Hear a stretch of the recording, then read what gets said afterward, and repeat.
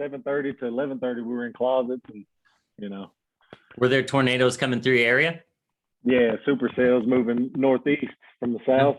That's we're like crazy. right in the line of it. Yeah. Wow. I've only been in one tornado in my life, and I almost drove right into it at night, and it was just outside of Memphis. Yeah. Yeah, like Kentucky and all them got hit pretty hard last night. So Okay. Damn, dude. That's crazy. yeah, so yeah, I got family pictures this afternoon. So are you gonna have like a disheveled, war-torn background behind your fucking your holiday photos? Trees down, yeah. Happy holidays from Arkansas. So this is my friend in Memphis. He actually works for Gray Bar in Memphis, but that's his backyard. So he's got some pretty nasty looking trees down. That's crazy. Yeah. So it's crazy. It's funny how some, everywhere you live, there's something that you have to kind of like deal with, right? What do y'all deal with? Ticks. Interestingly enough, I know it sounds silly, but it's like the deer ticks that are responsible for Lyme disease are so little, and it is like having this like biological weapon that you can't see. I've had it, almost everybody I know has had a deer tick on them, and a lot of people I know have Lyme disease, and it reacts in these really weird ways. Like, it's just bizarre. So we don't have like crazy hurricanes or tornadoes or anything usually, but that's Maryland's ticks. It's always something, man. I have friends that live in Norman, Oklahoma, and they're not too far from you, and they're like Tornado Alley.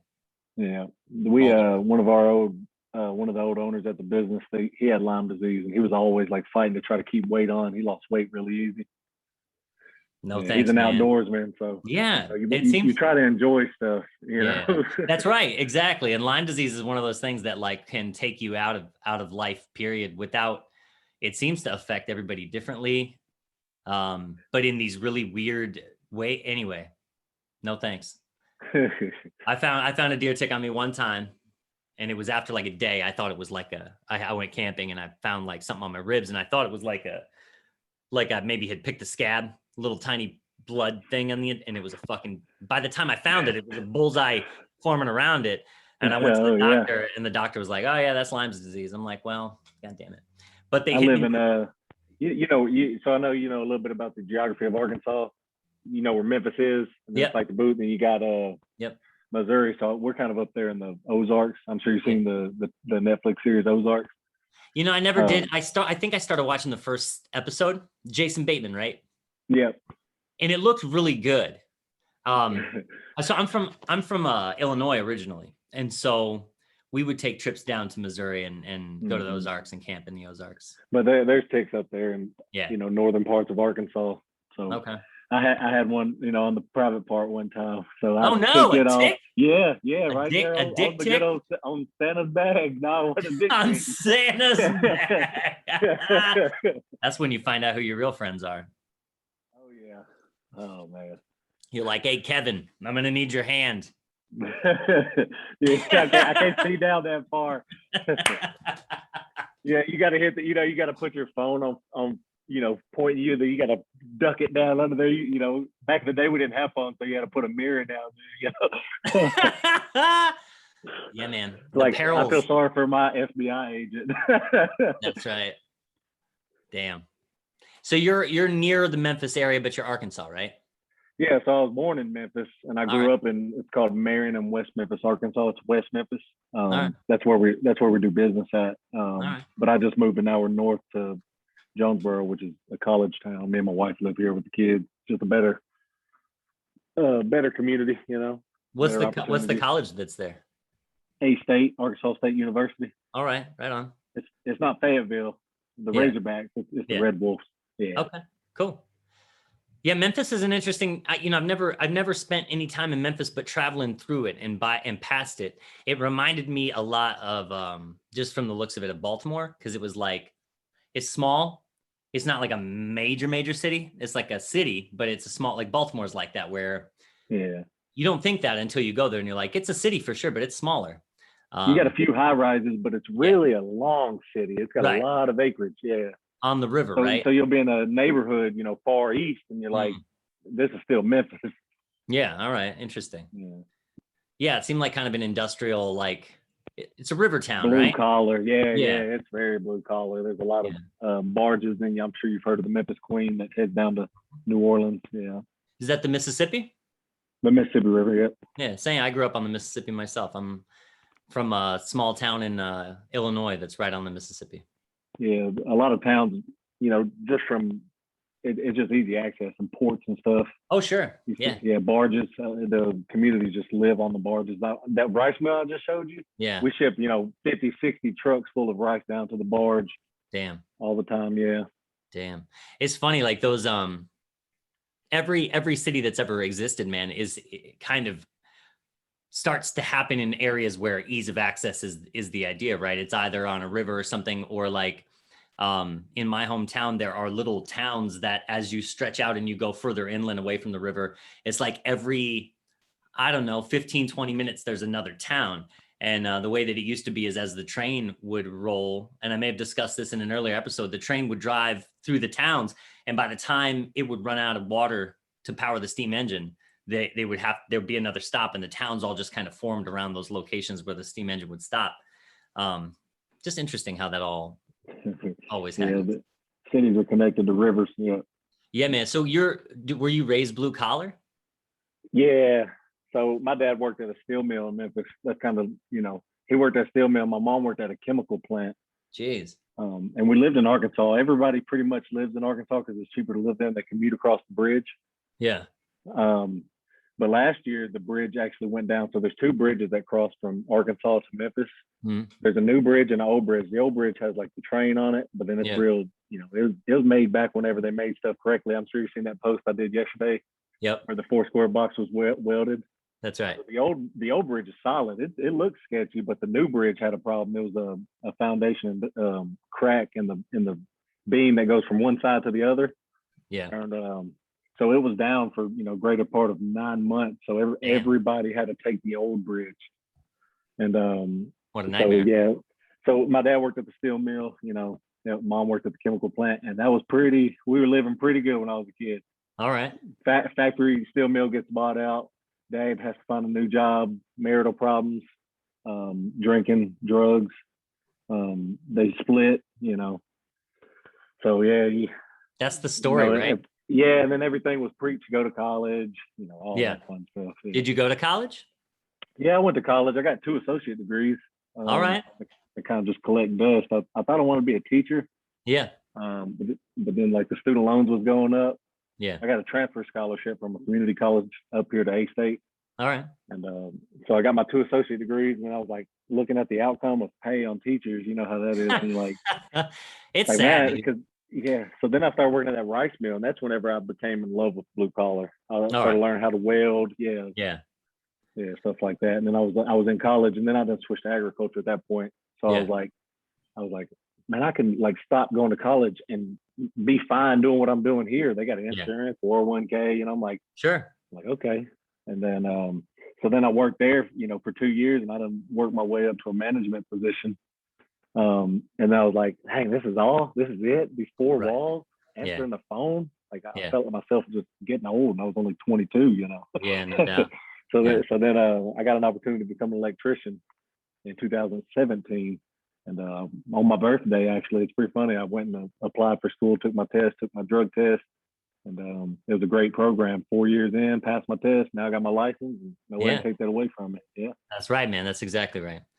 That's cool. I'm glad to hear that. It's funny how like my story is kind of similar, where I'm from blue collar people, but I like took alternative routes only to find myself back in the blue collar world, and actually like having a more of an appreciation for it on the back end. Yeah.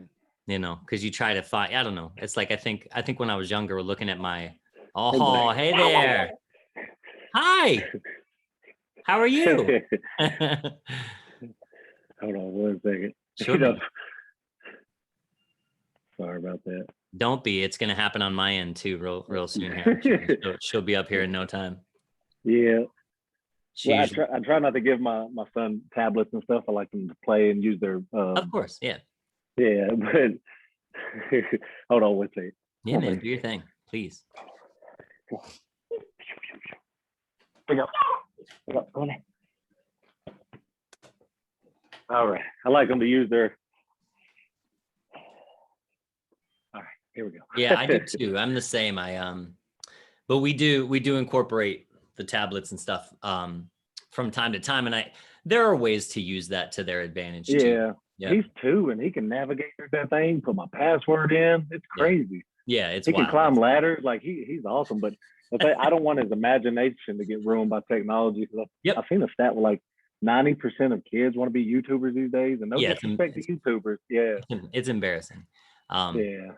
But I mean, I got an old pair of saddlebags ready for him. You know, that's good. It's my first pair. Now I got a pair of Occidental. You know, for me, but then I got my old pair for him. It's like, all right, well, as soon as they ain't dragging on the ground, he's gonna throw them on. That's correct.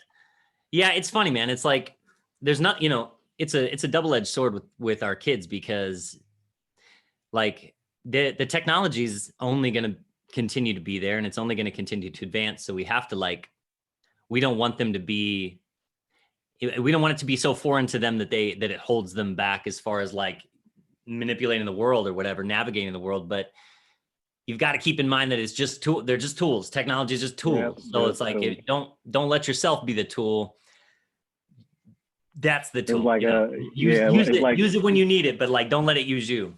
Yeah, it's like Mike Tyson said. Everybody, the internet's got people too comfortable with talking crap and not getting punched in the eye. That's right. That's exactly right. Yeah. And it's funny, like to kind of get back to our point about like coming full circle from blue collar life to going to college or whatever. It's funny how you like when you're young and you're in that frame of mind where you're like, man, maybe I should go to college because I feel like that's where the money is, or I feel like that's where my opportunities might lie.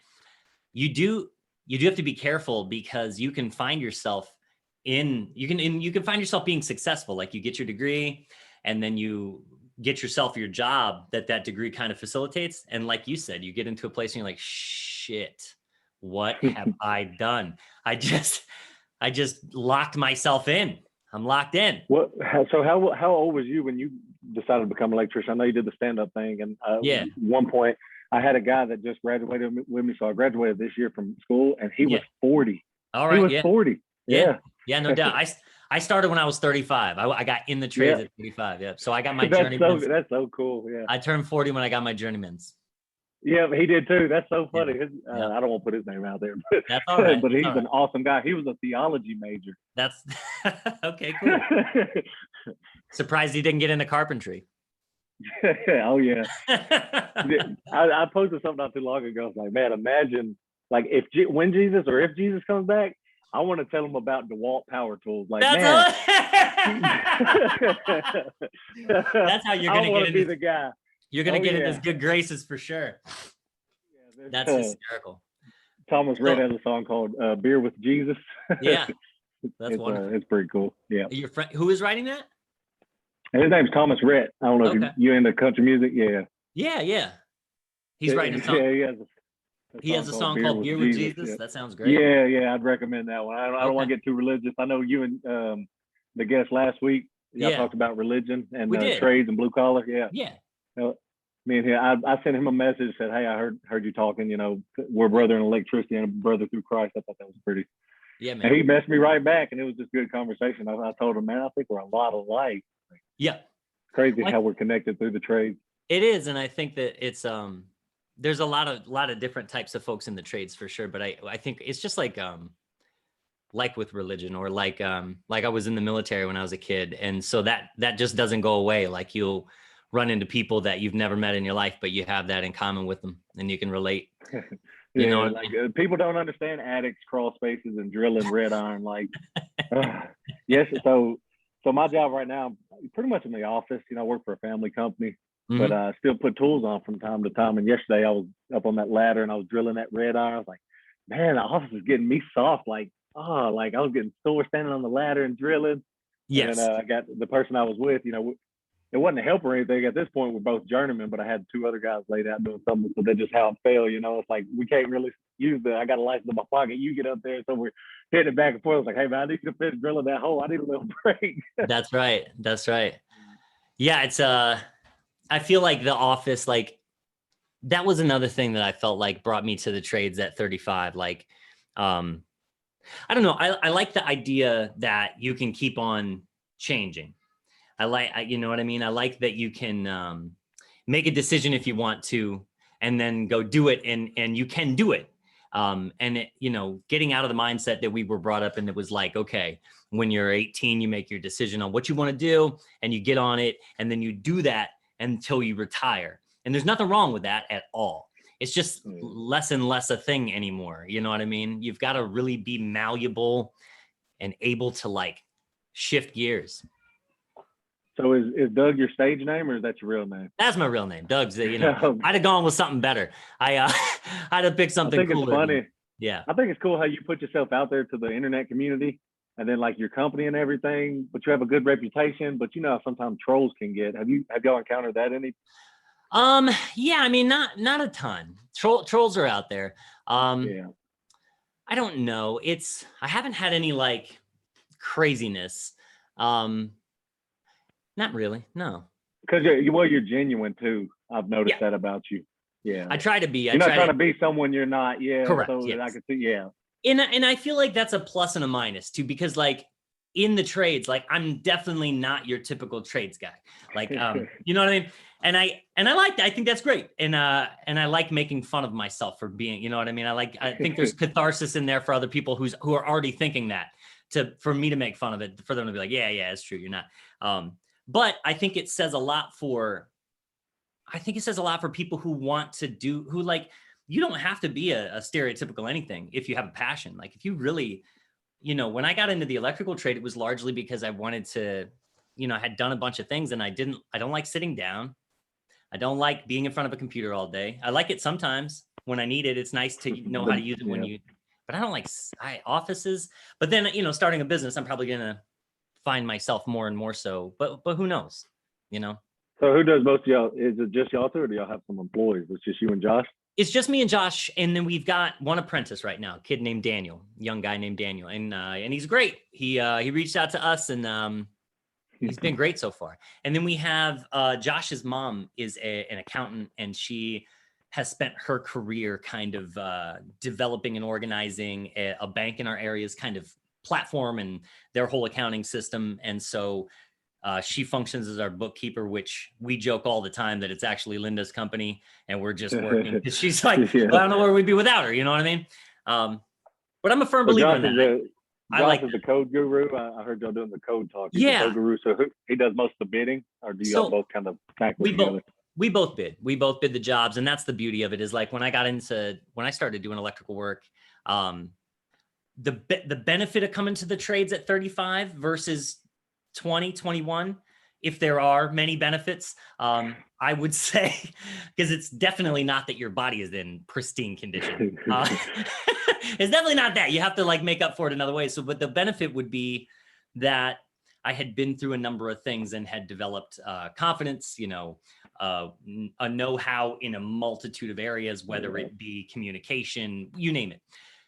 So when I came into the trade, I was able to kind of leverage my previous experience in a lot of things I would just ask if I could tag along for estimates and learn that.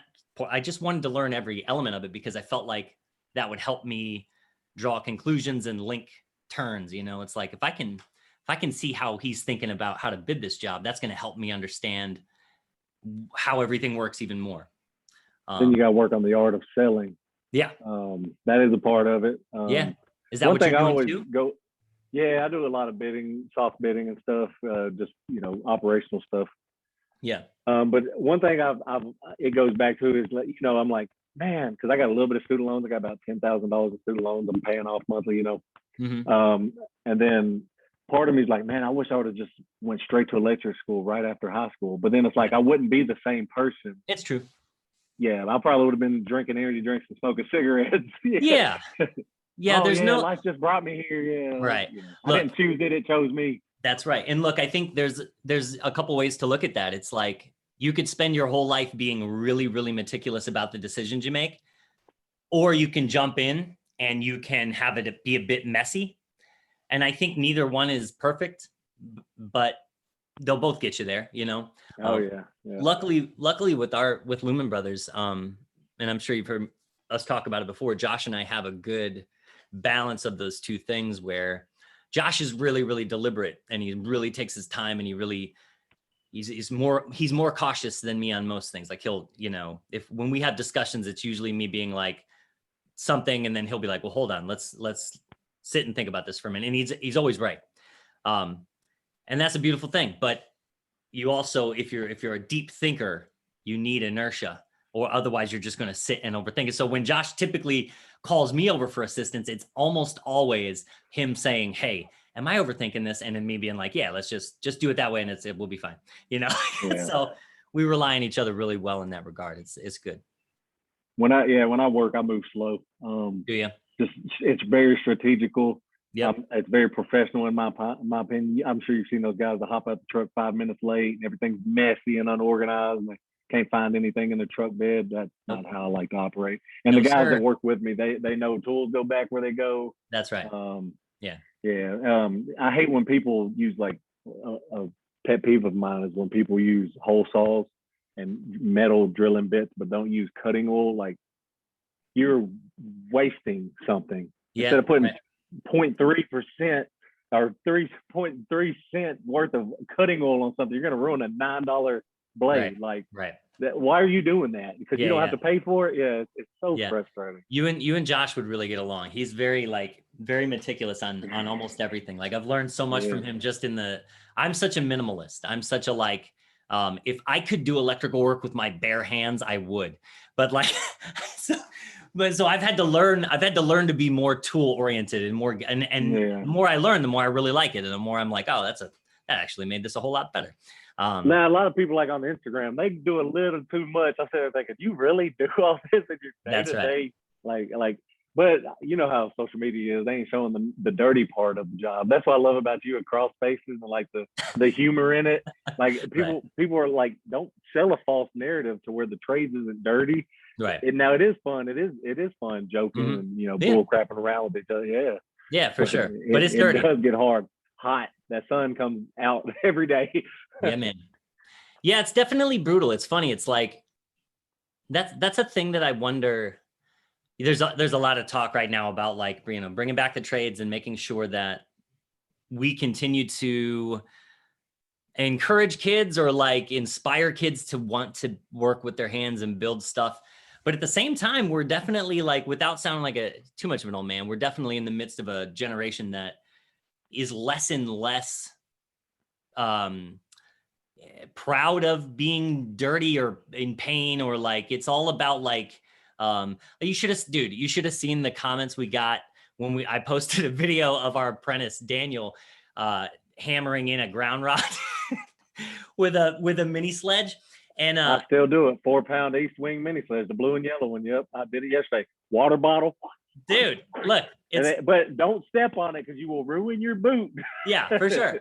Look, the point is it's like yes, I got like 20 fucking messages that were like, give that kid a ground rod driver. It's like, look, he'll get a ground rod driver. We have one in the van. I want him to know, since he's 17 and he's never done that before. If you give most 17-year-old kids an 8-foot ground rod and a hammer, they're going to be like, I can't do that. But guess what? You fucking can. And sometimes I'm not wasting my time with a ground rod driver. Like, if you got to drop one ground rod, what are you dropping, one a week? Like, drop it with you're going to pull the cord out, you're going to get a battery operated one or whatever. Well, the only time I get my ground rod driver out, we got one on a big hammer drill, is like at a hotel when you got 15 parking lot lights. We have to drop a ground rod at each parking lot light. Right. Yeah. Yeah. And then we have to bear number 6. It has to have its own sleeve up to the pole, bonded to help dissipate lightning. Yeah, that's just, I don't know if that's a code thing or a local jurisdiction thing, because I've definitely seen poles without ground rods. Yeah, I definitely see. Yeah, for sure. Especially I've seen them around here like that for sure.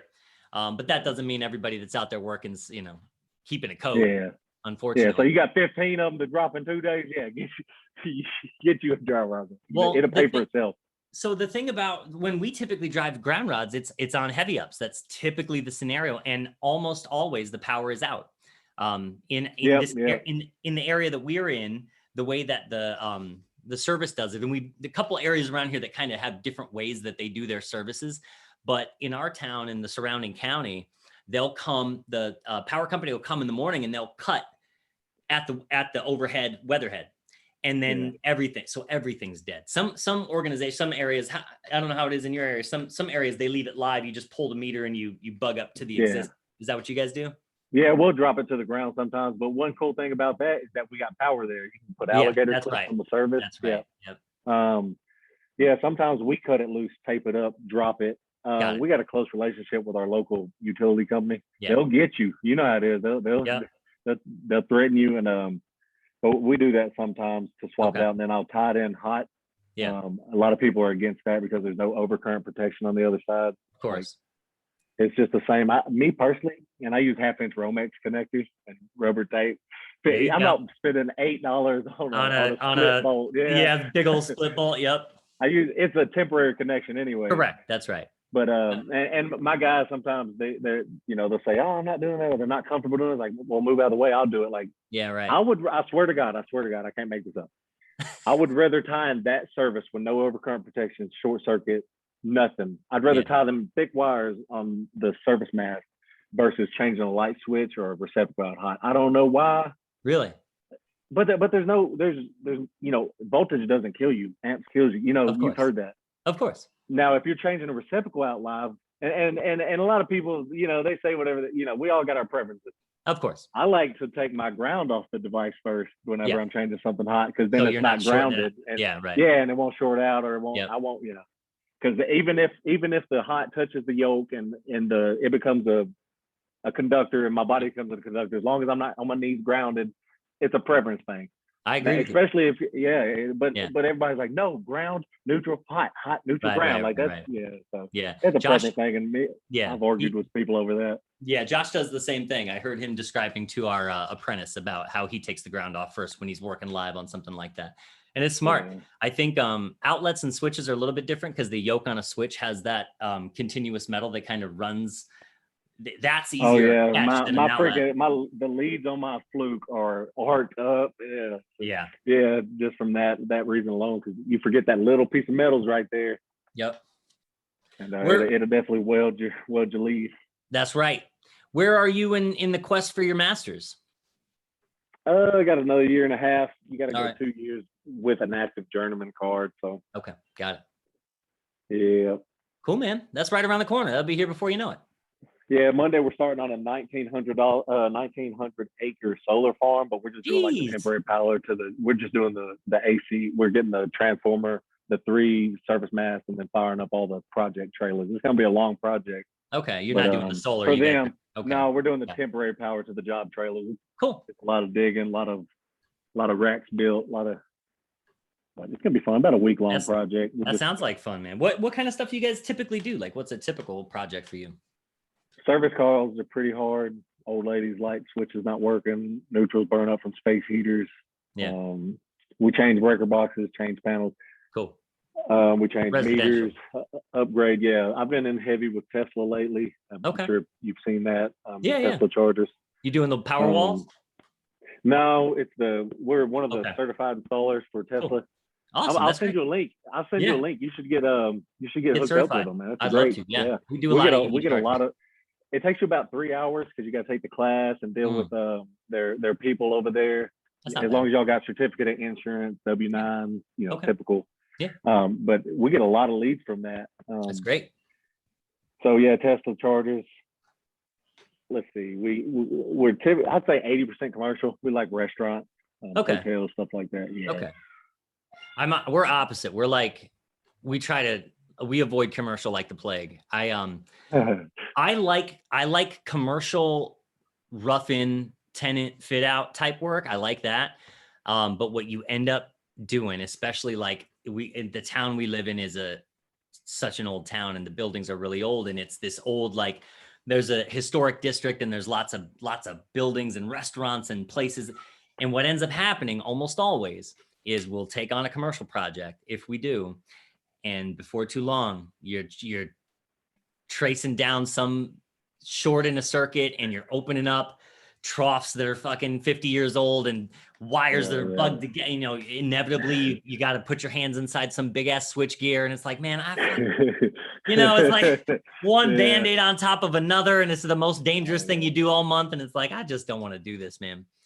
In Memphis, there's a lot of buildings. I think it's 30 years. If it's a 30-year-old brick building, then you can't bust through block and you can't ruin, you can't put tap cons in the brick, stuff like that. There's like historic preservation.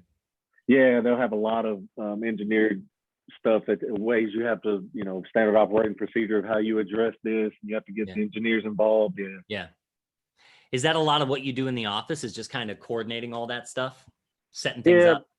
Scheduling, dealing with my father-in-law is the master electrician. All right. He's the one that puts the numbers out and then gives me the project, and then that's kind of how we handle things. Okay, that's cool. So a lot of times it's like, well, I'm not gonna be able to get to that old lady switch call, So I might be on a big job, and I might run out there and change out a smoke detector or something, Right. Okay. Well, that's cool, man. I do a lot of the material stuff like that, scheduling, billing, invoicing, dealing with insurance. Cool. Me and my wife do the taxes and payroll once a week. All right. Do you find it like satisfying and scratching the itches that you needed to scratch in your career? I don't know. You know how it is. Woo. So right now our payroll is about $6,000 a week. So every Friday that $6,000 comes quick. It sure does. But one thing we've incorporated is using our phones to clock in. We used to use timesheets, and you know how it is. We work from 7 to 3:30, but the guys show up at 7:20. They write 7. And then they leave at 3 o'clock. They write 3:30. And as a business owner, it's just not a smart way to operate. Yep. And what a lot of people don't understand is that is a form of stealing. That is the worst form of stealing, in my opinion. How much time you're stealing someone's time. It's a lot. It's an hour a day, roughly. And then if they're making $28 an hour, you just literally, you might as well just open your boss's pocket and take a $30 bill out. Yeah. No different. Yeah. Right. Yeah. It's true, man. It's like some of the things about running a trade company is like, there are avenues that I'm scared to dive into. You know what I mean? Like hiring has been one that we've only been a company for about 2 years, almost 2. And so we're like, this apprentice that we brought on, we weren't even really intending to do that. He reached out and he seemed so promising, and he really is. He's wonderful. We really like working with him. So we really got lucky there. So we wanted to take advantage of that. But we also just want to grow slow. We could in our area, the demand is out of control. Like we could, if we wanted to, we could just grow. But man, we don't want to, no thanks. Josh and I are both like, we like our lives. We like what we do. You know what I mean? Like we like freedom is a control of your time and your schedule. That's freedom. Man. And then, and like you said, supply and demand. I can charge more and work less. Why would I want to take on more and charge less? Yeah. Because we at the biggest we was at 14 people. That's a lot. 14 to 16, and it was running $10,000. It was running about $10,000 a week. Payroll. Yeah. Ooh. That's stressful. And then like your quality control gets so far out of reach. Right. A lot of people sell a good game. Yeah. But so that was out there. But now we're 6-7 people total. I think that's good. That's a decent number. Yeah, it's good. You can treat people fair. Yeah. Pay people more. The company vehicle stuff. Do you find that no matter how much you grow, more demand is always there? Like you could always lean more. See, that's the question for me. Is it's like, if you don't define for yourself what your boundaries are and limitations are, and you let the market dictate that for you, you'll grow out of your realm of comfort or what you even want to be doing. Because we say no a lot, and sometimes we think to ourselves like, man, should we say yes more? But then it's like, if you say, it's never going to stop. You'll never meet a point where it's enough. And I don't know. And then residential moves so quick. The sheetrockers are coming to cover you up. Yeah. It's a big deal. And they start controlling your schedule. It's like, look, I tell people all the time, cover it up. cover it up. But if we're gonna take it down, yeah, because a lot of people you'll see in the trades, like general contractors, they're unorganized just like everyone else. And sure. they're like, sheetrockers are coming Tuesday. It's like, you haven't once told me a schedule. Why is the sheetrocker coming? You can go ahead and cancel it. Well, they can't come back for 3 weeks. We'll cover it up. We'll just trench holes to get our wire where it needs to go. Right, exactly. Or we steer clear also of scenarios where we're working with contractors typically, and not because, but that's out of like, that's a blessing because the business, because there's so much demand. I think when it's leaner, maybe it's like, or whatever model you want to run, working with contractors might be what you're accustomed to. For us, it's like, we always, I like contractors. You like, but what you just described is the part that's hard, where they'll call and be like, we're ready for you. And it's like, yo, I'm booked out. But we're commercial though, so it's a little different because we got inspections. We got wall inspections, filling inspections, got it, slab inspections, site inspections. Yeah. So you're not covering me up without the inspector's blessing. Got it. Yeah. Yeah. So, but in residential, it's a lot quicker. Yeah. You have a rough inspection and a final inspection. Yeah. That's it. Or service inspection. Yeah. And we had a scenario recently where we have a client that's down the road. We typically try to stay in our area, in a close area, for a number of reasons. Like, one of the things that when we first started, it was like, well, let's take work wherever it comes. For number one, you're worried that work's not going to come, right? And number two, we're in the DC metropolitan Baltimore area. Like, you could literally drive an hour and a half in every direction and never not be in the middle of a ton of people. So there's just so much opportunity. So we had a scenario recently where we were referred to a client that's maybe an hour away, and we really respect the contractor that referred us. So we honored that, went down, did some service work for this family. And then they wanted to do like a backyard lighting project. And we said, okay, they had a general contractor working on it and wanted to coordinate with us. So when the contractor finally reached out to me, she's like, hey, my name's so-and-so, we're working on this project, and we're getting ready to start next week. And I'm like, well, we're, our calendar's like a month and a half out. I don't want to be the thing that holds you up. I was like, do you have an electrician you typically work with? And they're like, yeah. I go, I would just do that. I'm not trying to slow your project down. The client, if she wants to work with us on something else, I'd be happy to do that. Yeah. So then the client calls me like a week and a half ago and is like, I'm ready for you to come over here and do the low voltage lights. And I'm like, I'm sorry. And I'm like, look, I'm happy to do anything you want me to do, but wasn't that what they were doing? She's like, oh, well, they said you would do that. And it's like, that's fine. But why would they say that? Like, and that's the hard part about working with contractors sometimes, especially residentially, because you're just like, well, hold on. I didn't say that. Like, why are they telling you I'm going to do something unless you hear it from me? Yeah. You know what I'm saying? I got it's about 2 months, I guess now it's about 4 months, and the time kind of moves quick. But we was it was a pool, and then it was like a back shop. We was going to put a meter on this back shop building. We was going to put a control panel for the pool relays and stuff. Yep. And, my father-in-law goes out and gets due the price. And then, the dude calls us on a Saturday trying to schedule. It's like, look, I'm not coming out on a Saturday. He's like, they're trying to cover you up with concrete, Like, look, we'll be there Monday. So then Monday morning, I'm getting material ready, we're getting it. And I get out there, and everything my father-in-law and this guy talked about was completely different. Well, now it's 7 a.m, and I'm out there with the customer, not a contractor. It's the guy's house. It's his pool house. The father-in-law don't answer the phone. I'm like, look, this ain't what y'all talked about. And then he looked at me, and I was asking him questions, and he was getting offended because he doesn't understand construction 100%. Got it. I'm like, I can't bring power to this building because the roof's not on. It's not in the dry. I can't set a meter. And plus, where do you want the meter? He's like, right here. I was like, well, that's where the garage door's going. Look how the concrete's tapered. Mm-hmm. So I just kept offending him, not giving him stuff he wanted to hear. And I'm not like this. I'm not, So he goes, say what? You telling me you don't want the fucking job or something? I said, no, I'm not telling you I don't want the job. I'm telling you there's nothing we can do right now. I mean, the forms weren't poured to pour concrete, but he wanted us to bond the rebar. Mm-hmm. He's like, concrete trucks coming at 10. I'm like, how's the concrete coming at 10 if there's not forms up? I was just asking questions. I was just curious. Right. I was like, all these everything metal in this pool has to be bonded. Mm-hmm. It's like and then he's like, well, if you don't want the fuck, are you some type of owner at this fucking company? And I've never used this. Yeah. I've never used this. And I said, well, matter of fact, it's BW Electric. and my last name is the W in it. So yes, I do have owner stake in this company. He got so offended. He stormed off, left. He called my father-in-law. He called me and said, man, what the hell is going on? You know, like, it's like, look, I need you to come out here and lay me out. When he came out there, first thing he said, when he looked at the rebar, he said, what the fuck is that? Like, it started getting ugly. But then my guys were there. And what pissed me off the most is knowing that if I wasn't there, my father-in-law wasn't there, he would have talked to my guys like he was talking to me. And I was just taking it. And they was like, look, boss, what do you want me to do? And I'm like, look, just go sit down, chill out. Like, you know, it just got real heated. Well, later in that day, my father-in-law told the guys, like, look, maybe we're not the best fit for you. You might need to call someone else. But we were telling him, like, the inspector won't allow this.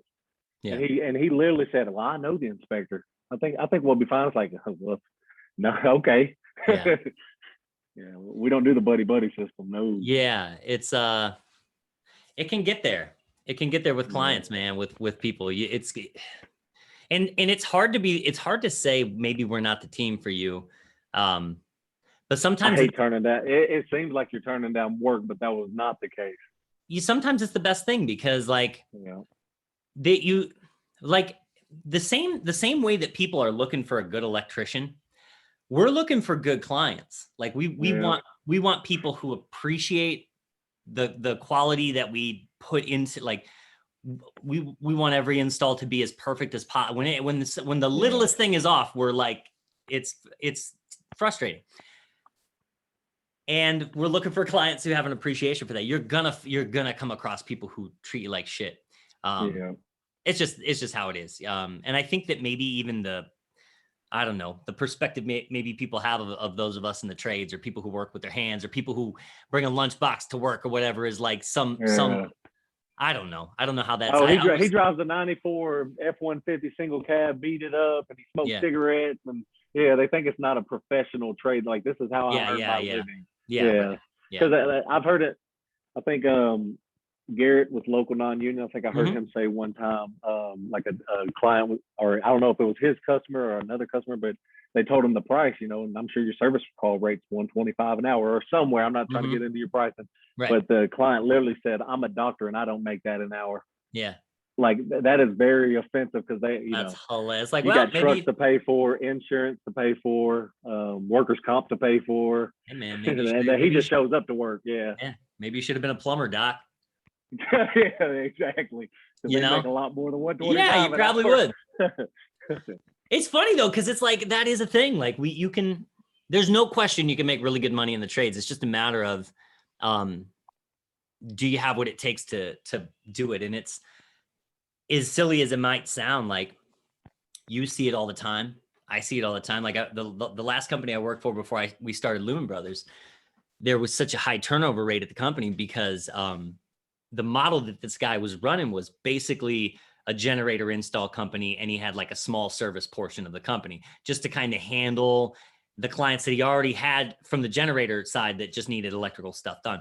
But so what you need when you're a decent sized generator company is you need an entire team who's dedicated to every day going out, digging trenches, setting pads. It's grunt work, man. It's like, you gotta either have no other option or be tough as nails to stick it out. And the turnover was real high. And I would see these kids come in. One day I'm walking through the office, and there's this like 18-year-old fresh-faced kid stand at the door, and he sticks out his hand and says, "Good morning, sir," and shakes my hand. And I shook his hand and I said, "Hey, how are you?" And I was just like, that motherfucker's not gonna make it through the day. Like, you can just see it. He needs some rust on his jeans. Soft hands, those real soft hands. So in Arkansas, a lot of contractors, they come to Arkansas thinking that, oh, that's a bum BFE, you know. Hey, that's a hole in the wall state, man. We'll go there and we'll put the job in, not pull no permits, and we'll get out of there. But we are very strict. And if you're carrying a piece of gray PVC and an inspector sees you, he's gonna say, "Hey man, let me see that license in your wallet," you know. Oh, is that right? And if you don't have it, whoever's permits on that job is getting fined. And it is serious. That's good. I mean, there are places like that in Maryland too. It's funny. We find and I've said this before on the podcast, in Maryland, your license is assigned to counties. It's not a statewide license. I'm not sure how it is in Arkansas, but here it's like county to county. You've got to fire up your license in each one. Yeah, you do have to get privileged license, but you have to have a state Arkansas contractor's license, master's license. Okay. A lot of cities, if you say we got one in West Memphis. Yeah. Jonesboro will adopt that one, so you don't have to go up there and fill out information. You just pull a permit and then call in for your inspection. Okay. But not everywhere's like that. Yeah. It's true. Yeah, Maryland, you've got to have it per county. And Maryland's an interesting place because it borders DC, which is like this melting pot of humans, right? It's like a incredibly diverse area, and then that spreads out. But surrounding DC for eons has been country and country folks. So the further it pushes out, we still in the Frederick area, we have some counties that are very suburban and very, very urban. And then we have like for real rural counties. And it's funny how the rural ones like Washington County is out here. They're strict as shit, but it's because they're a blue collar county. And most of the people that live there are blue, and they take their work seriously and they have pride in their work. And like that, you don't mess around in Washington County. They run the out of towners out of town. You know, that's right. And when a Washington County inspector compliments your work, you're like, all right. I had one tell me, you can come work in my county anytime. I was like, Roger, that's a good feeling. Yeah. Yeah.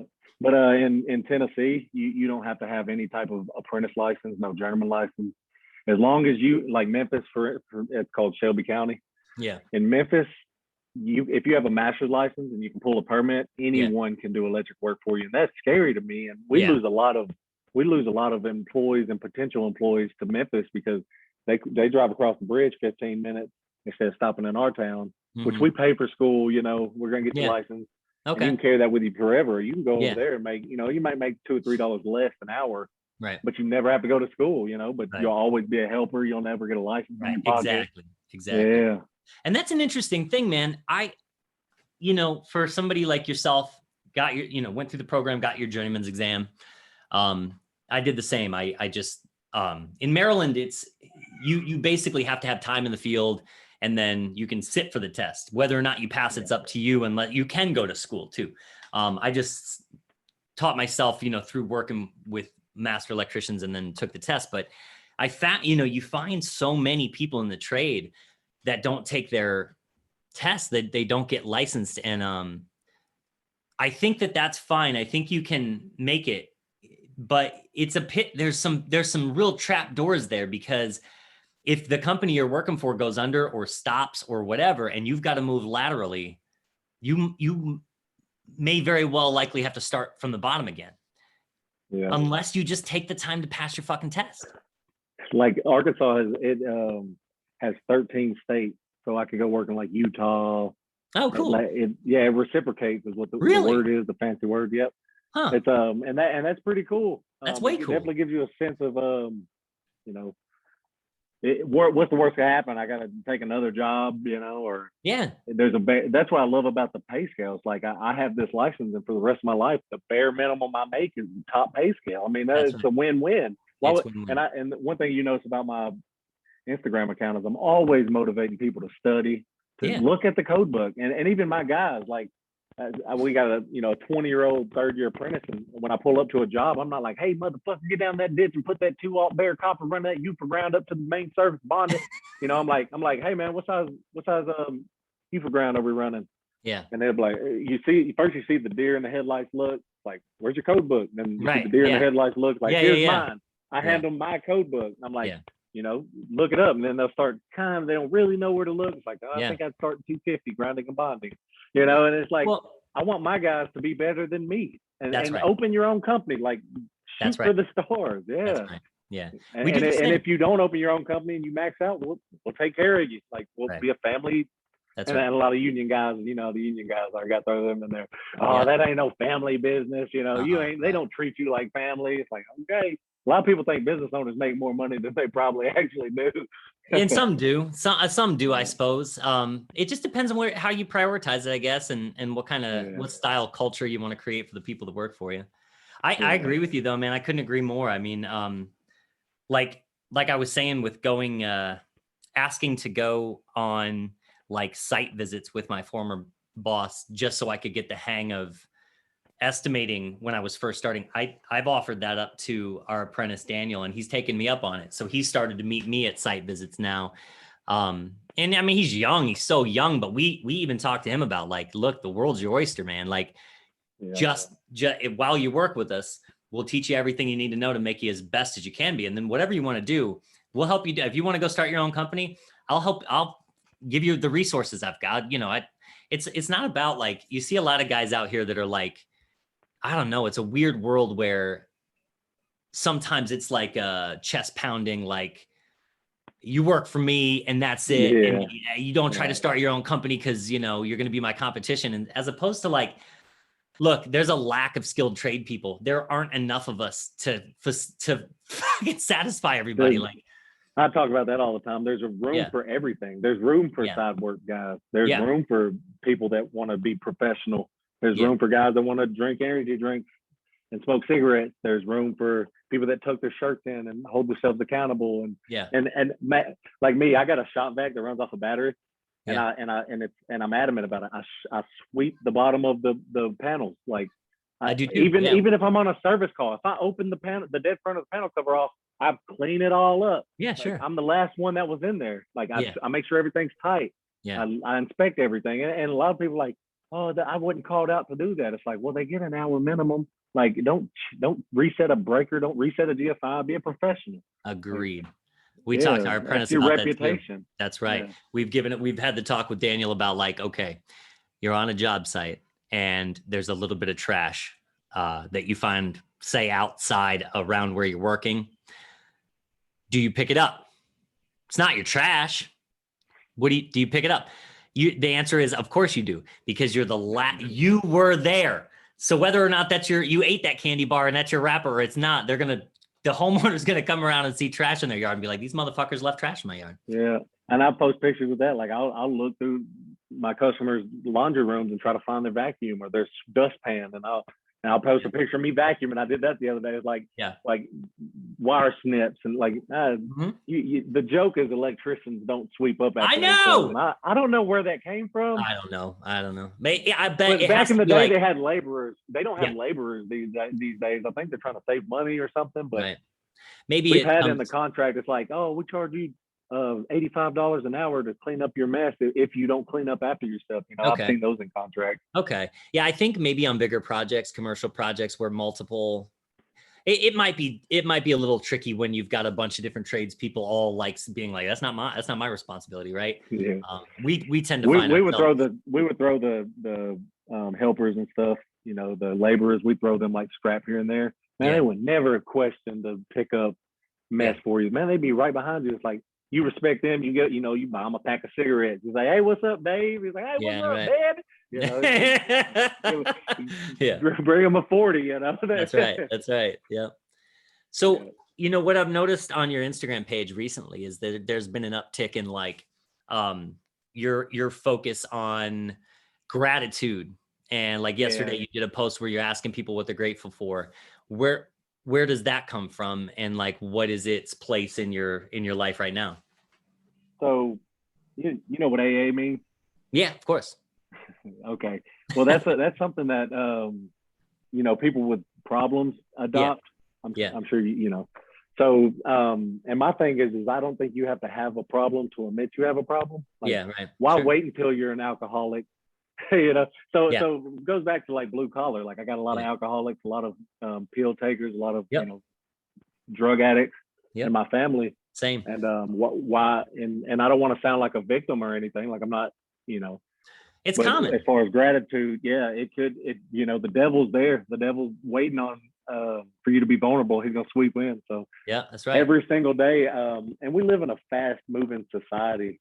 And I've noticed some days where I'll go a day or two without writing my, you know, it's just a cheap little journal. It's a 99-cent journal, you know, and I just put the date, I write 5 things, and sometimes I struggle to find 5 things. And I repeat myself a lot, but it's one of them things you don't want to take for granted. I don't know if I've peaked. I don't know if I'm headed downhill. I try not to have pride and ego. You hear pride is the devil.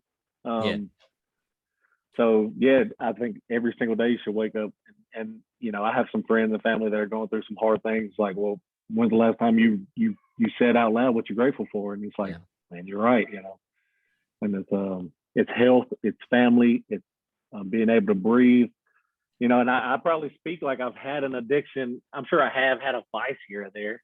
Yeah. But I speak more like I've been an alcoholic. I've been on pills, and I haven't, but you've seen it. You never know until it's too late. Yeah. No one wakes up and says, man, I want to wake up, take these pills. And, you hear people all the time say, man, I tried crack one time. And I got addicted to it. Yeah. And there goes your family. There goes your relationship.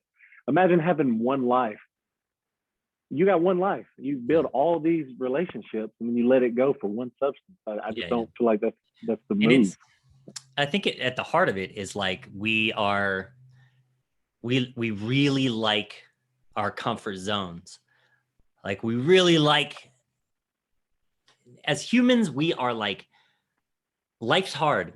Getting up and trying to navigate the world is challenging for every single person that does it. And I think people that really struggle are the ones who are successful and still don't know why they feel like shit. And it's like, it's just because our nature as humans is, it's a struggle, and it's challenging. You don't know what to expect. You can't necessarily control all the variables, and then you do die at the end of it. So it's like, it's this crazy game that we're all like, you have no choice but to play. And we like comfort. We like to feel comfortable. And a lot of us in the blue collar trades, number one, we're from cultures where you just don't always talk about openly how you're feeling. Yeah. That's not necessarily something that's like encouraged. Typically with guys, we'll bust your balls if you're like, feeling a little blue today. I want a beer. Toughen up a little bit. Yeah. I know, and that's good, but it's easy to get into like your little hole of even if it's just like procrastination, even if it's not a substance abuse, but it's like, I procrastinate. I know that I have things that need to get done, and I just put them off until I'm just riddled with anxiety. I'm overwhelmed. I'm pissed off all the time. That's the tendency, and that's like the it's easy to get in that hole. What seems to be really hard is changing the habit. That's hard, man. Yeah. And one of my things when I was a kid, I didn't really like to read. And I whenever you ask what are you grateful for, it's like, or what are some things you could do better? It's like, I need to read more. That's one thing. Yeah. You notice what's wrong, mindlessly scrolling on social media. Like maybe you can utilize your time better. Right. Yep. Learn something, build something, work with your hands. Yeah. Do something around the house, spend more time with the family, whatever the case may be. Yeah, do some laundry, maybe help your wife out, That's right. Maybe not watch as much football on Sundays. Yeah, right. But, it's a balance, though, because it's also like that downtime's also good. You don't want to be a workaholic. That's also a habit. And so you find yourself like when in thinking about this conversation and like what habits are like, it's funny because like you could be the type of person that's like, okay, I'm going to break these habits and I'm going to be on it and I'm going to just be on it. And then you find yourself on the opposite end of the spectrum, working too hard and not stopping. And people are like, why don't you slow down? It's like, I'm trying to break these habits. You just created another one. And so it's like, I think the trick is, I don't know. I think it's like trying to replace a bad habit with another habit. That's good. Is the trick. Because if you just try to cut it out, you're left with this like space where, I don't know, it especially when you really like your habits. Like if you're a smoker, But my thing is, hold on. Give me one Yep. Yep.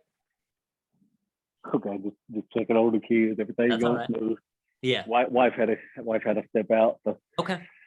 All righty. We that's what I was talking about, was the balance. So there's only 24 hours in the day.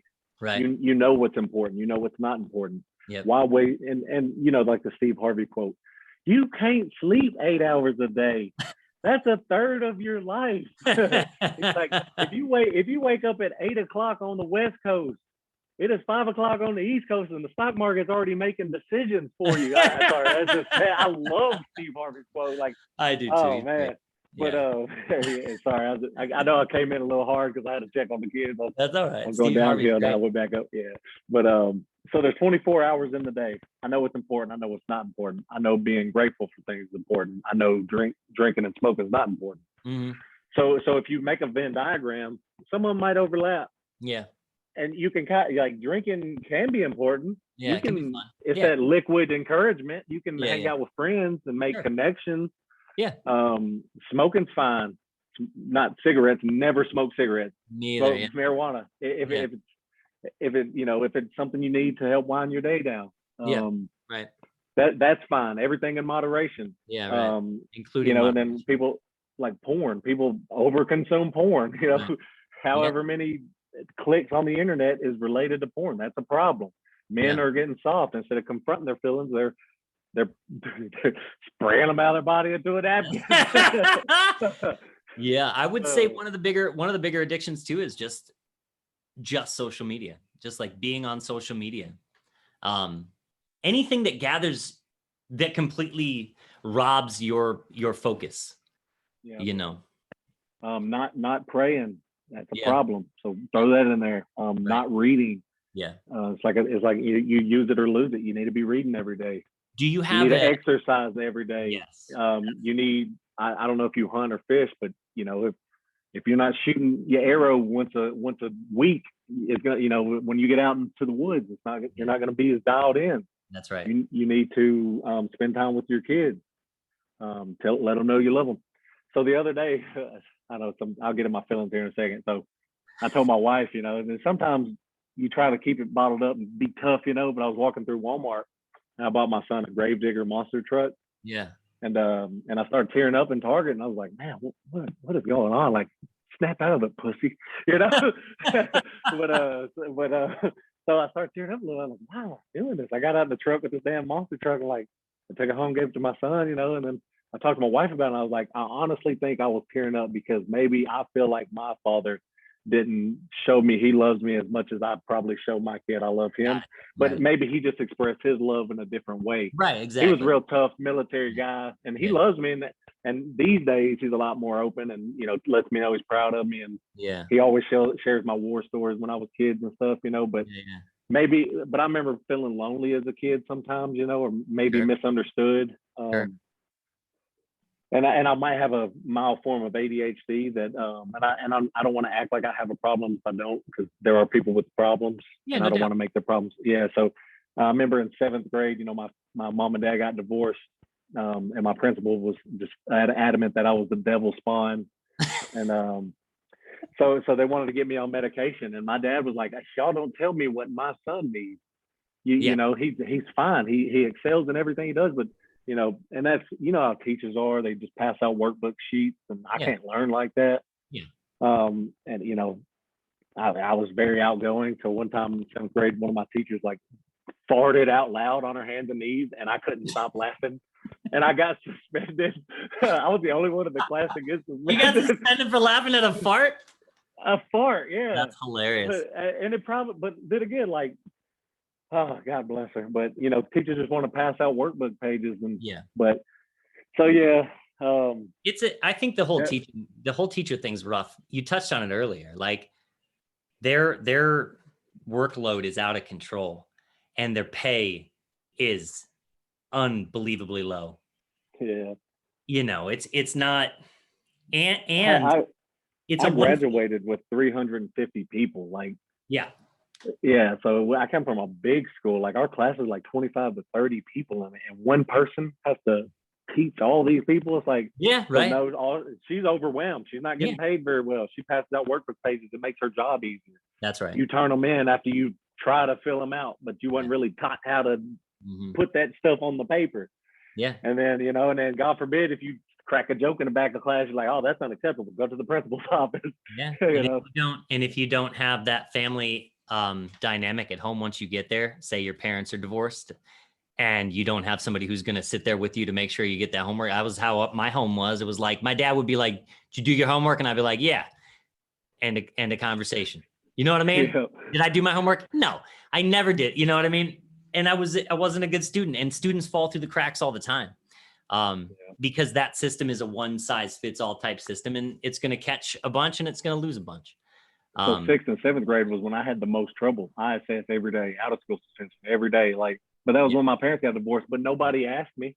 Nobody cared, you know, and then, so then my dad was there for me. He's like, you know, you got a buddy, just, you know, keep putting your nose to the grindstone, just do the best you can. Yeah. I made it to 8th grade. Lowest grade I made after that was a C, you know, but I'm just not a book person. I'm just not, you know, I can't teach myself stuff. That's why I like stuff like Mike Holt's pictures and stuff. It kind of explains it. You know, the code book can be another language. I'm very visual too. I learn best by being shown something. If somebody shows me. Did y'all have the SAT or the ACT? How'd y'all?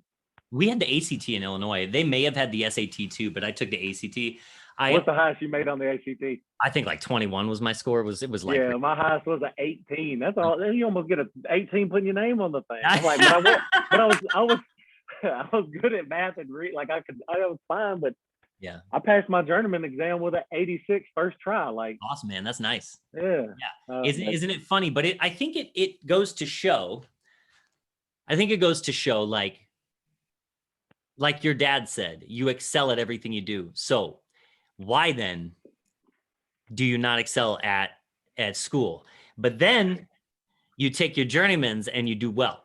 So it's like, I think that's the thing that school kind of misses because it can't do it. And that is teaching you through the thing you're interested in, right? It's like, I could learn, if I'm interested, I'll learn anything. You know what I mean? Oh, look at that baby. Hi, little baby. Oh my God. That is a brand new baby. Off. His show turned off. He was in here like, what's going on? Man, he's brand new. How old is he?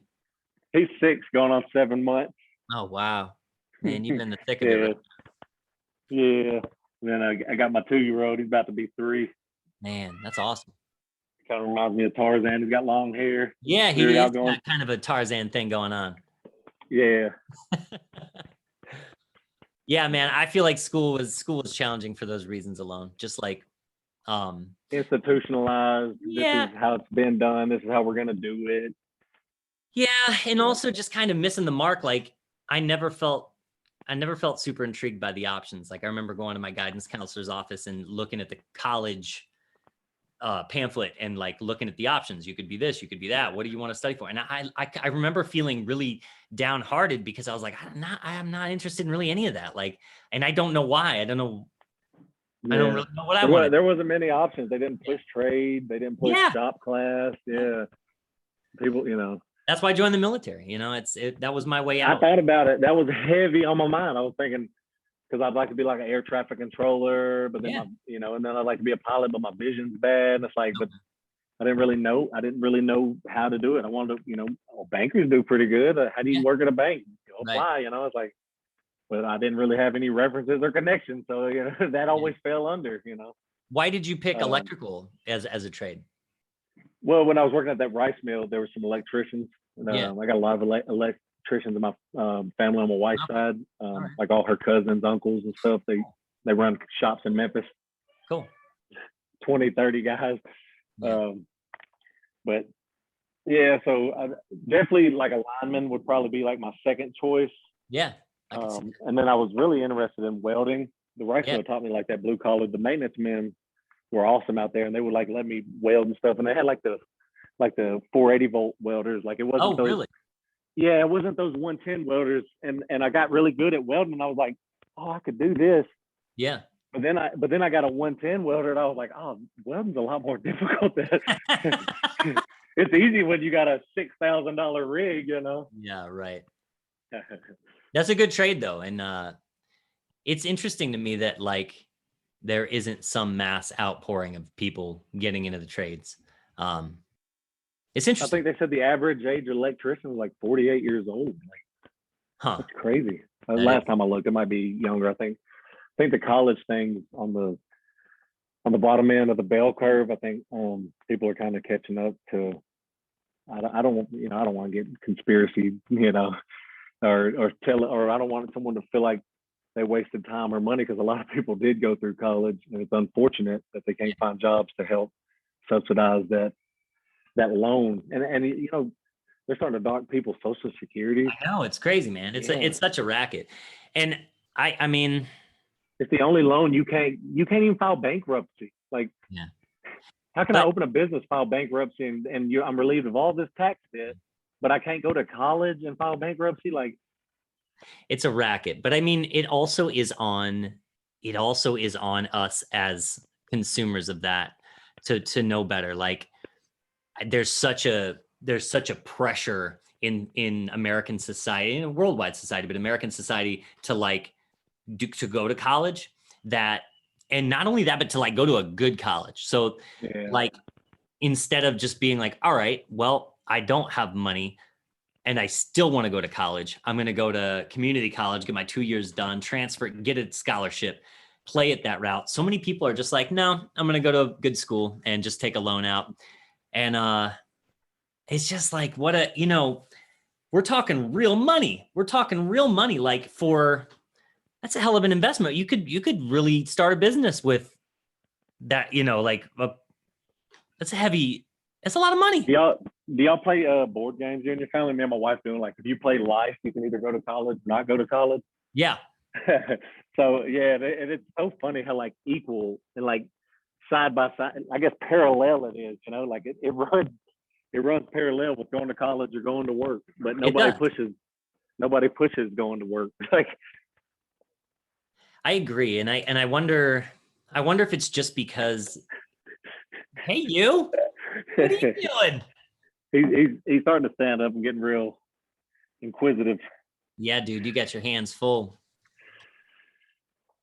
Yeah, it's awesome. I got 2 boys. I did want a girl, but yeah, I got 2 girls. I got 2, and I'm done. Mm-hmm. Yeah, my wife and I went back and forth on that. Whether we were Keep trying to have a boy or just call it good. I mean, I'm 42. You know what I mean? I don't know. My father-in-law he's got a 10-year-old and he's 63. So damn, Clint Eastwood style. Oh yeah. Still pumping out kids when he's like 90. Yeah. So, he's 63. That in 8 years, when she's 18, he's going to be 71. That's crazy. Oh. Hey, buddy, you just want to hang out with Dad, don't you? That's right, man. What's his name? But I tried. His name's Shepherd. Hey, Shepherd. That's a good name. Shep. You call him Shep? Oh yeah. That's a great nickname, man. My other boy's name's Oliver. Okay, Oliver and Shep. Yeah, we're all got our hands full. Yeah, you do. We're all girls. I got 6 nieces and 2 daughters. Not a damn boy in sight. No, you gotta get a boy dog. I got 2 girl dogs. So I live with all women, man. I'm outnumbered, and they're all left-handed. Both my daughters and my wife are left-handed. Got an artistic family? They're very, very much so. Very much so. Yeah. That's one thing I wanted to do whenever I took 4 years of art in high school. Yeah. And man, I loved art, but then it's the market for art. That's you gotta be realistic about it. And you also, I always find it definitely a lot of artistic family members, friends, whatever. You have to be creative about. I always find it interesting that people who are artistic or creative people approach their livelihood as an artist from a very rigid, straightforward viewpoint, where they're like, well, can't make much money as an artist. It's like, well, isn't the whole point of being an artist being creative? Be creative about what you do with that. So I even see owning a business is an extension of that. I have so much fun creating the brand and the concept and the structure and the approach. Those are all ways to be creative. I don't push the company marketing and all that very hard on my personal Instagram account. Yeah. But I almost treat the company like it's my social media on Google My Business, on Alignable, on Nextdoor. Yeah. This isn't some cookie cutter electric company that if you shop with us, you're cared for. It's like, yeah, right, exactly. Yeah, that's right. I treat it like the pictures that I post on, Kyle Electrician Instagram page are like the same pictures I post on Google. Like, that's right. Yeah, and once you've got yourself at a location where you're working, then there's that entire other artistic element of it, which is putting your hands on it. And that's one great thing that I love about like electrical. You get to be an artist. You get to make decisions and what you find best, as long as it complies with code. Yeah. You get to use a tape measure. You get to use a straight edge. You get to figure out angles. Yeah. You get to use your better judgment. It's very artistic. And then one thing I like about it is going back to religion. Jesus was a tradesman. That's right. Yeah. He put his hands to work. He sure did. That's right. Hi, buddy. He's so happy, man. But yeah, it goes back to that. I was like working at that rice mill, working in the same four walls every day, and I was like, this is not what I planned on my life being. Right. And cliche, every day something different. You never know what you're gonna get into. And I like heavy machinery. I like getting muddy. I like getting dirty. I like like I've heard you preach about like keeping your body fit. Yeah. The older you get, you got to start improvising and figuring out different methods of doing things. It's no joke. It's a real thing. Your disc and your back, that thing slips, but your customers don't slip. That's right. Correct. They're not gonna wait on you. You're gonna let them find someone else. You're gonna toughen it out. Yeah. And that's one thing, like you with exercise, you talk about is like the preventative maintenance aspect of exercising. Well, you're basically a professional. I mean, this is an exaggeration, but we're like pro athletes in that we rely almost solely on our minds and bodies without our bodies and minds, we don't do the work. Yeah. Like the other day was having to like cord drill through like a poured cinder block wall, Yeah. You thought you wanted to be an electrician, but you can't. Whenever you go speak to the high schools about picking a trade, you're not telling them about that. That's right. Yeah. Luckily, it's not every day. Yeah. But it's important, man. Those things and kind of just circling back to habits there. It's like, are you making the time to exercise? And for me, exercise is like, I mean, for everybody, not just for me. Damn, exercise is hard. It's just hard getting on the bike. It's hard getting on the road. It's like so easy to talk myself out of it. It's that inner bitch in you. Yep, it is.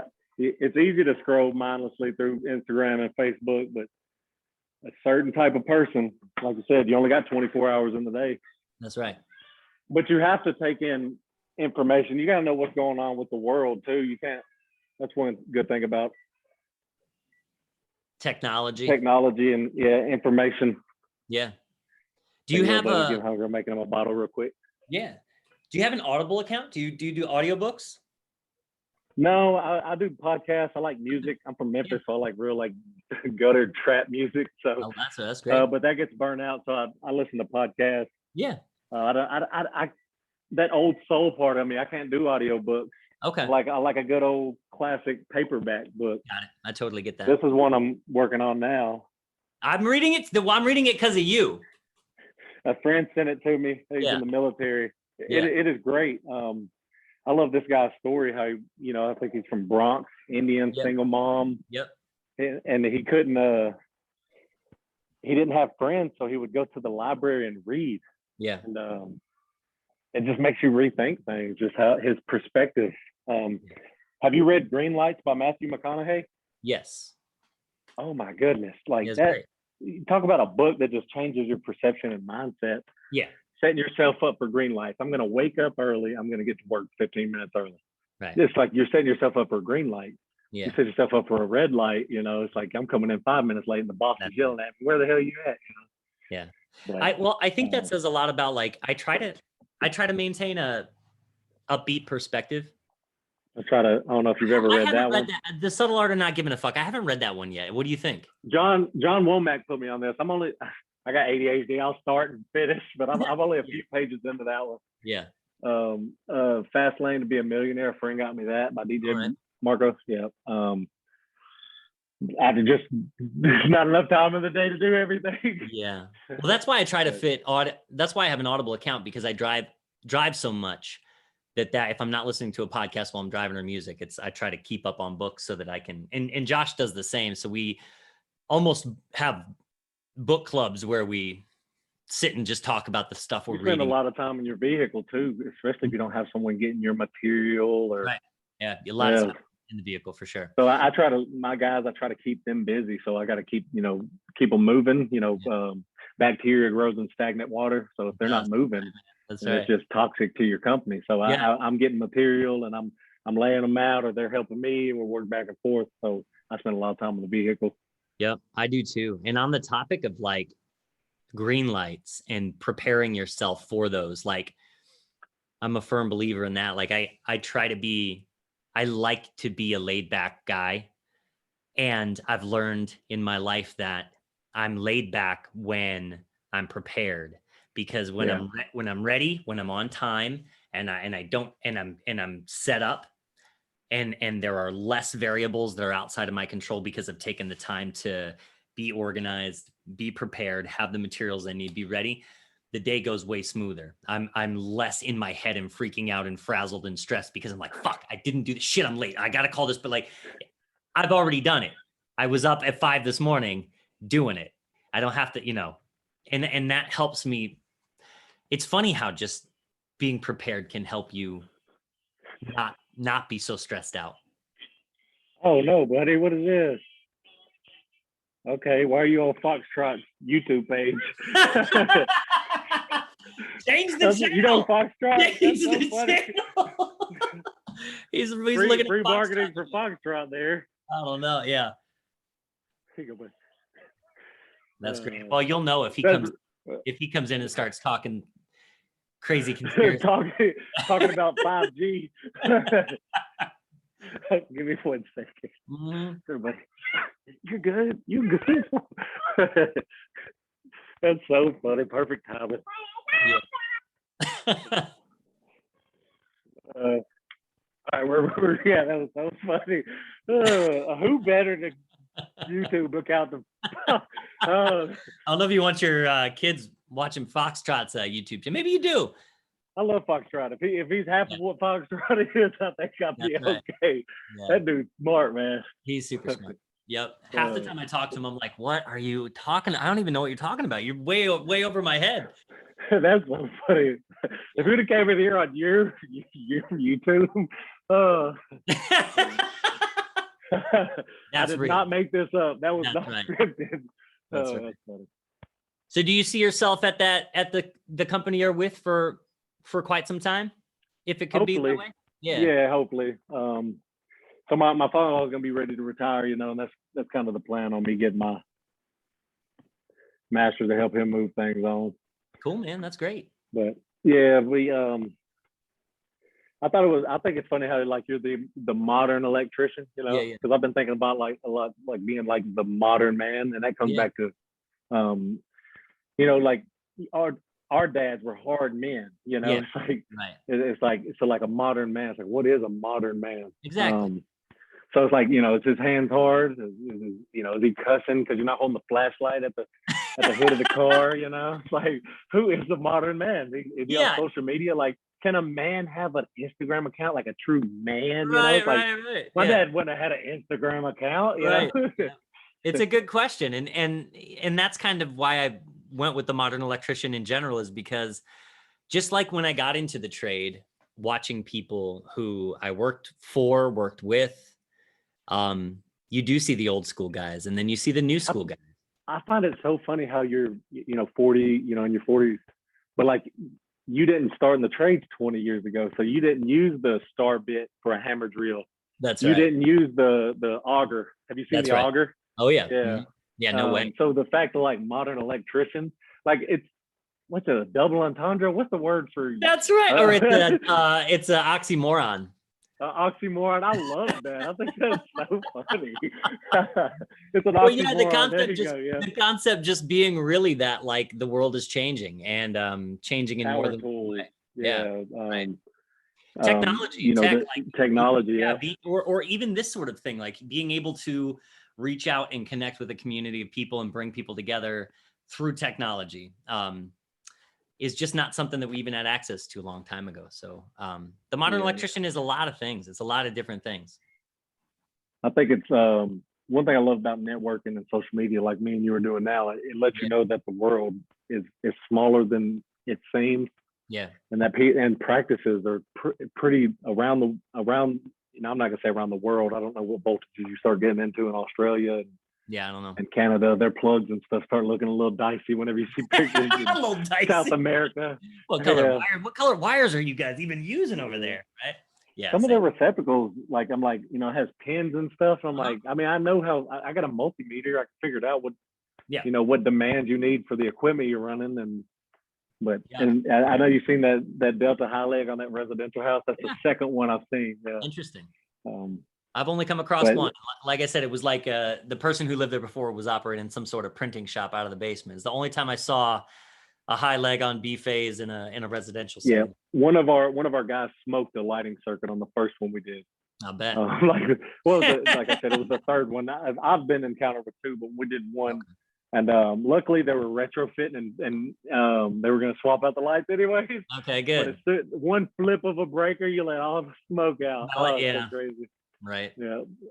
One guy I worked with says when he worked in Memphis, you know, unlicensed guys, he said, dude flipped the breaker on and he had the lighting circuit coming out the wrong panel and hit it with 277 instead of 120.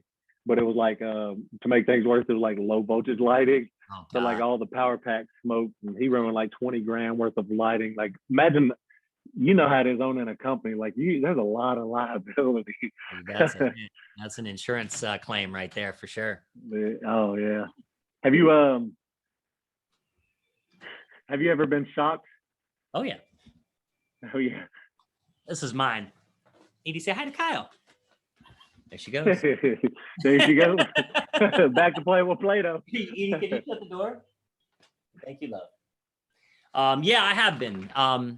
The hardest I've been hit is 277. I got neutral or the hot? It was hot. Thank God. I was doing some diagnostic work, working for a company, and we were in a parking lot and trying to source out why the last light in their run, the last LED was not functioning. And so I go to the last pole and I bend down, still on my feet, but bent down, and I touched the bottom, whatever that thing is that you lift up on the bottom of a light pole, the cover that goes over the cover. Bolt cover, yeah. Yep. And I got blasted pretty good. And trying to understand, you know, it took me a second to get my bearings and be like, all right, I just got hit pretty good. Thank God it wasn't some person just walking by that touched the fucking light pole. So I got a bucket truck, get up there, we kill power and take it apart. And I had a photo of it at one point. The person who wired it before, it was just 3 conductors, green, white, black.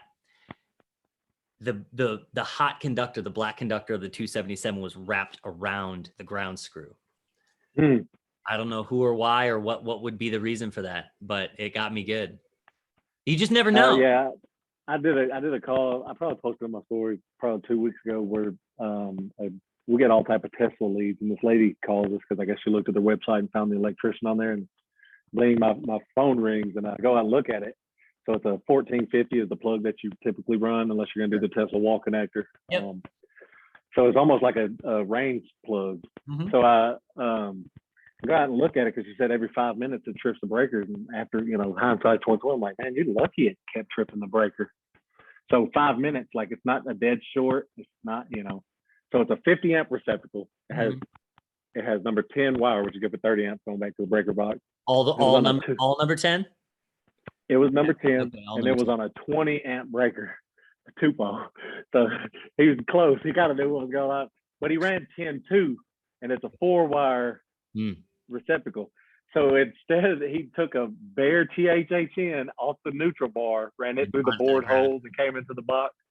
That's like, that was the neutral. It's like that wasn't the ground. Like that's a conductor, but he had the hot on where the ground was, the ground on where the hot was. So you're sending a hot down the ground And so for that 5 minutes, I'm sure the chastity of the car was a conductor. Yes, sir. Just, but had to rip it out, put it back in. That's crazy. Had to run the appropriate size wire, put a different breaker in.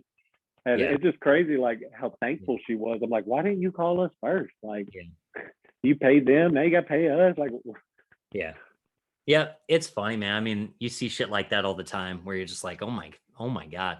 A lot of times when homeowners do their own work, it's not that they don't get it. It's like I've said it before.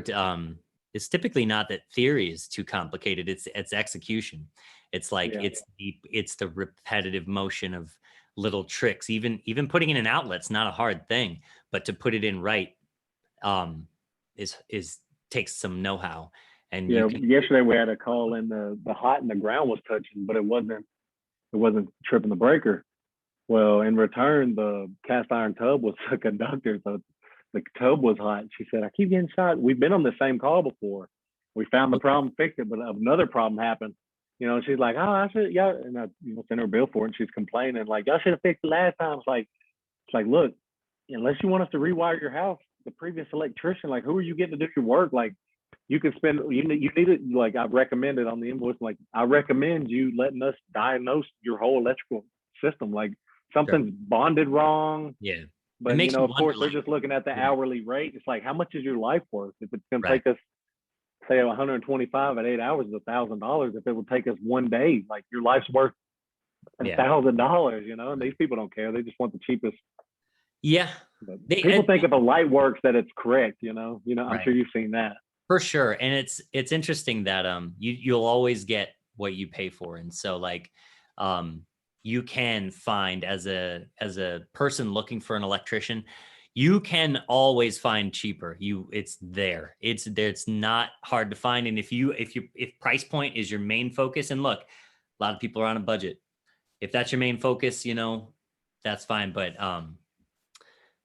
it costs, it costs money to, it's like everybody knows the Picasso, I think it's anyway, at least to me, it's been now Picasso in my mind, that he was the one who said somebody asked him to draw them something and it took him 15 seconds or something, 15 minutes. And they said, how much would that cost? And he told them some exorbitant amount. And they were like, that's absurd. That took you 15 minutes to do that. And he's like, yeah, but it took me a lifetime to be able to do that in 15 minutes. And it's the, same concept. It's like, you can get cheap work's typically not great. Yeah. Don't pay me for my hours. Pay me for my lifetime. Yeah, for sure. Whatever that. Yeah. And I like what you're saying about your company. And we try to do the same thing. It's like when we work with you, you're going to be cared for. Like you can call us whenever you need to call us. It makes it easier on you. You don't have to drive out. Teach them how to read plans so they don't have to call you every 10 minutes. It makes your job easier. It does. It's true. Yeah. Any type of pop-up ad or something. Yep. He gets frustrated. Same with my little one. Same thing. All right, man. I won't take up any more of your Saturday here. I appreciate your time. It was an honor and just a privilege to be on here. I appreciate that.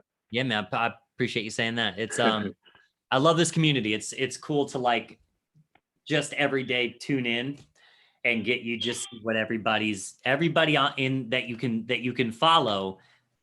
They're trying their best to like raise the bar. And so that keeps us all honest and like moving in a good direction. So it's cool that you're a part of it. Yeah, but yeah, moving forward, I'm a fan and a friend. So I appreciate you, everything you got going and what you do for the community and networking and blending all these aspects of life together. It's great. It's great to know you and put a face with a name. And yeah, likewise. Yeah. Likewise, man. Well, I appreciate it. And I'll plan on posting this Monday morning. So I'll be editing a little bit tonight, tomorrow. And I'll have me something to drive to work to. I'm commuting. That's right, man. That's right. Yeah.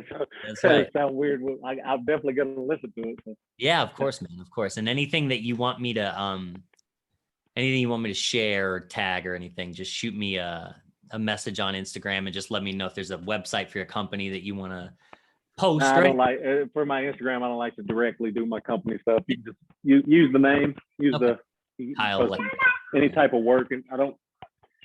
Sometimes it's weird. Like you see these guys on Instagram who take like, what do they have someone videoing them? I know. What do you have, a tripod? You put your camera, like, I'm like, I don't have an entourage. Like I want to post cool stuff, but I can't like get my apprentice. Hey man, take some pictures of me while I work. Like, That's right. you know? That's what you need. Yeah. We all need an entourage. Yeah. Yeah. Some of these guys are like, man, what do you pay someone to like hold the phone up? But it's cool. It's good marketing and branding and building yourself. Yeah. But like my day to day, I'm just trying to keep up with real time, you know? I think, that's definitely the case. Yeah. Trying to make time. I wish I had some cool blue collar looking photos of me dirty with some saddlebags on, but like, I'm the one doing the marketing and branding. Like I can't. Yeah, that's right, man. That's right. Well, keep up the good work, man. I'll be continuing to follow you. Do you have any plans on going to, I think the next NECA convention is down in Austin. This in 2022. I think I'm going to make it down there. I'm trying to see if anybody's going down there. I'd like to. I don't, you know how it is with day-to-day work stuff. You're just trying to just stay afloat. And wife and kids. But if I could, the last one was in Nashville, which was only like a 4-hour drive. So really it wasn't too bad, but with COVID restrictions and regulations and man, family. No telling. Yeah, but we're going to, I guess, what they say the next one's in Houston? I think Austin. It was Austin. Yeah, Dustin Stelzer was saying Austin. I got some family members that work on ranches down there. I think I could probably go visit them and use it as an excuse. Probably get some write-offs with it, you know. Yeah. Yep, that's right. Yeah, I'm gonna try it. We're gonna try to make it, depending on how things go. But yeah. Yeah, put the word out, and then if I go or whatever, bumping each other up. That's right. Like to shake your hand and feel that firm, manly handshake. That's what everybody knows me for. Like that old George Bush, they said he used to shake hands hard.